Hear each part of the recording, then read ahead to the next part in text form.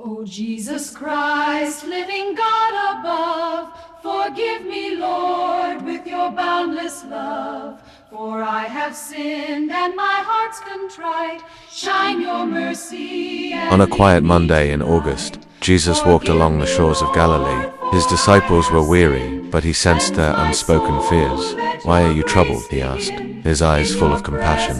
They confessed their doubts about the future. Jesus smiled and said, "Have faith in God." He stretched out his hand over the water. Suddenly, a school of fish leaped from the sea, shimmering like silver in the sunlight. The disciples gasped in awe.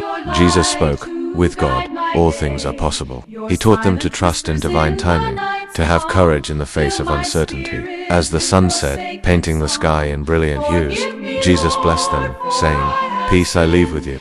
My peace I give you." This moment reminded them that God's plans unfold in His perfect time. Want more inspiring stories? Subscribe and join our community of believers. May God's peace be with you always. In the beginning, darkness covered the face of the deep. A vast, formless void stretched across eternity. But then, a voice spoke into the silence. "Let there be light," and there was light. This wasn't just the flick of a switch. It was the birth of everything. Day separated from night. Land emerged from water. And life burst forth in a dazzling array of colors and forms. With each word, a new wonder unfolded. Stars blazed to life.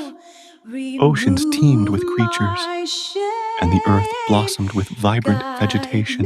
And then, in a moment of divine inspiration, humanity was formed, not from cosmic dust, but from the very breath of God.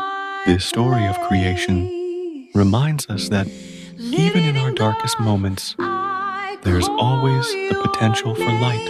And perhaps, like that first spark of creation, we too have the power to speak new worlds into being. What did Jesus wear? Well, that's a complicated question because it depends on what time period you're talking about. During Jesus' time, there were two main styles of clothing for men.